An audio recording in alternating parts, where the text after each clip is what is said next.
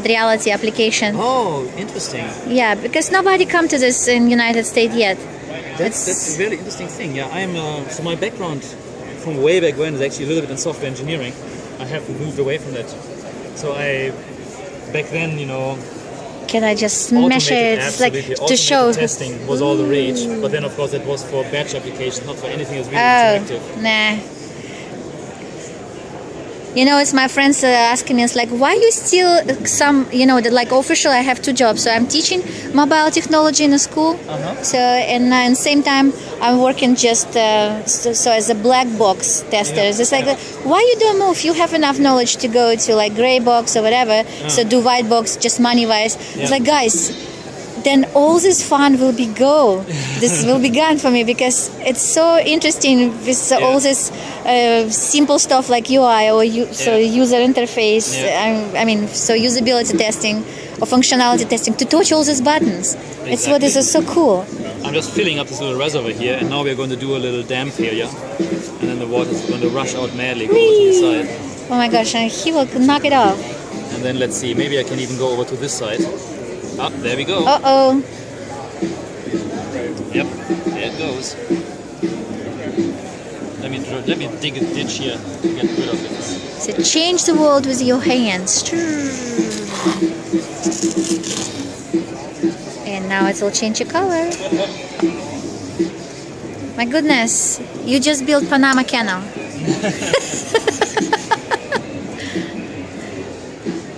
Always fun once you start building real stuff, and then once you start building real terrain, you can build the Grand Canyon. So does it rain under your hand? That's exactly right. Yep. If you hold your hand into the rain layer, the software thinks you're a rain cloud and just makes it rain down. I'm a big shadow around the earth. Wow, it's floating. Right. It's what happened right now. It's floating by and again. And yeah. then we can drain this here a little bit to make it into a ditch. And there goes the water. Yes, wonderful. And he just told us, so the concept then it could be also created the same things with fire. So how's the fire going? Where? Is it cool? So you have a fire app built into your demo? Well, no, we don't have that yet. I mentioned that because it came up when we showed this to a couple of people from the Forestry Service. They were very excited about using it for firefighting. Well, they wanted to simulate it. So they wanted to simulate fire. Yeah. Wow.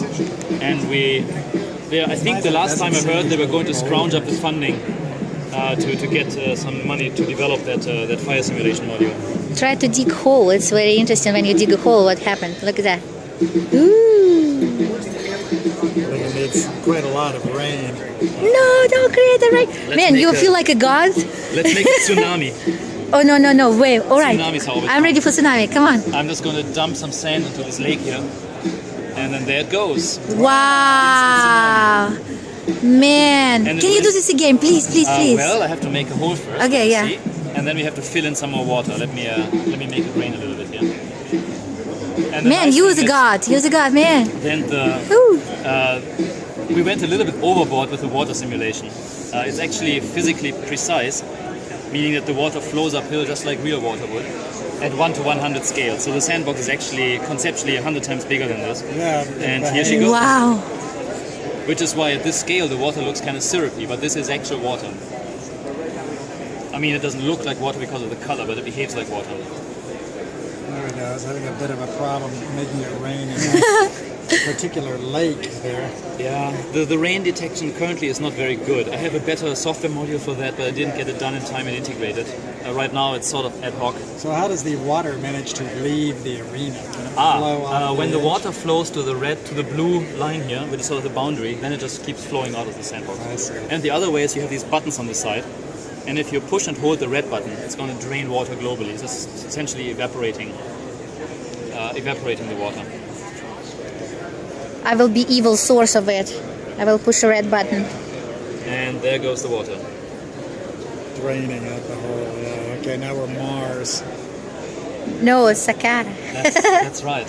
One other application that we didn't go for, one of my colleagues is the science head for the Mars rover mission.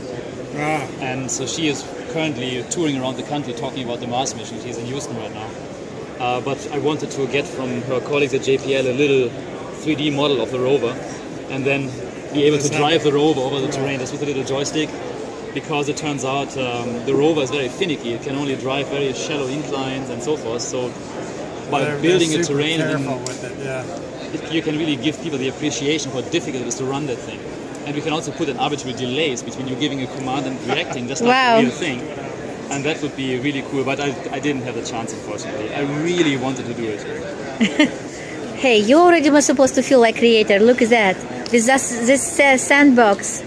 The thing is that the sandbox, while a very obvious component of that science education project I mentioned, is for us something that we don't normally do. We do virtual reality, not augmented reality. So normally we try to get away from the physical as much as possible. Right. But this was just too good to pass up. So Well, this is Yep. actually mixed reality. you know, the nomenclature is still evolving very much, and I have gotten yelled at for calling it the augmented reality sandbox, but I stand by it. It's more than a real sandbox, it's augmented. But it's real sand, exactly.